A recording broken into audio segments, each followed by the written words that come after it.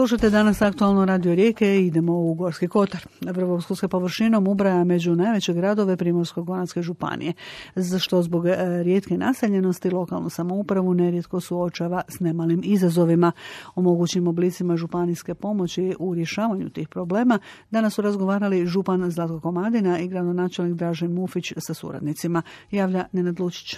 Gradonačelnik Vrbovskog Dražen Mufić nakon sastanka vjeruje da unatoč brojnim projektnim izazovima može računati na znatnije županijske potpore jer... Mislim da je krenula jedna bolja suradnja. Vrbovsko trenutno radi na preko 30 lokacija, neke projekte. Od značajnijih projekata su gradska knjižnica, igralište, radi se o projektima milijunskih vrijednosti. Školstvo, zdravstvo, turizam, socijala i održavanje cesta područja su gdje grad Vrbovsko može računati na županijske potpore, ističe primorsko-goranski župan Zlatko Komadina, te pridodaje. Prije svega je bila potreba da se energetski obnovi područna škola u Severinu. Druga priča je u zdravstvu. Sam dom zdravlja, objekt doma zdravlja je dosta star. Treba malo ga mu facelifting učiniti. Što se tiče gerontodomaćica, tu bi razmotrili malo veće financiranje s naše strane. I što se kulture tiče, imamo, rekao bih, sjajnu suradnju na projektu Putevima Frankopana. Osvrnuli su se sudionici sastanka i na nedavne prijepore oko toga koliko tko ulaže u održavanje cesta prema naseljima na području Vrbovskog gdje žive pripadnici srpske nacionalne manjine. Prometnice ne treba dijeliti na hrvatske i srpske, nego na loše i dobre. Tu mora biti kriterij samo kvaliteta prometnice. Mislim da smo i tu dogovorili da ćemo još pojačati kvalitetu održavanja. U nekoliko zadnjih godina, koliko smo napravili presjek i analizu,